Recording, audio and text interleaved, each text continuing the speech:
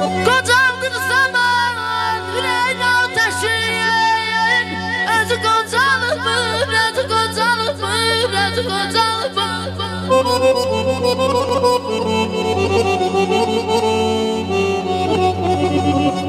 Tağlarım, taşlarım, kocaldan zaman ay aman, ay aman, ay aman.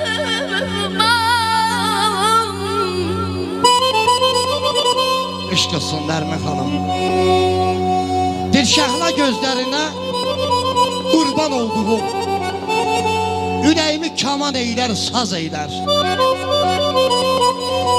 Məni cavanlığa bir də qaytarar, qış ömrümü bahar eylər, yaz eylər. Bəzəyibdir təbiətin öz əli, özü şirin, sözü, ifası xeyli məzəli. Zalim qızı, Qəbələnin gözəli, yeriyəndə yerə yurdan az eylər. Bir alqış gəlsin Nərmin xanıma dəkdən almışlar. Eşq olsun. Var olun, teşekkür ederim.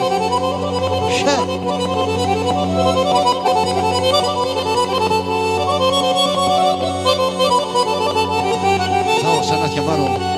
Tağları taşları kocaldan zaman bilmirəm Bəsmən özü kocalık mı, özü kocalık mı, özü kocalık mı? Yaşa, yaşa. Hayaller gamımı dağdım benim gözümün önünde kocalın anam, kocalın anam, kocalın anam.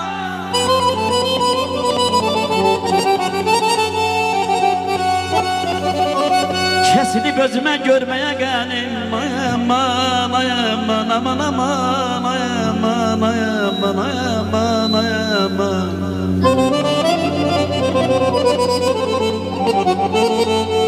Kesilip özüme görmeye gelim gözümün önünde kocalın anam, kocalın anam, kocalın anam, kocalın anam.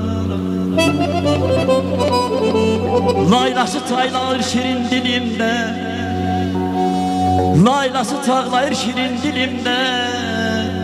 Okuyup şad olurum ben bugünde, ele benim bu yazı günümde, ele benim bu yazı günümde. Bir layla çal ömrüme canana, canana, canana, aman.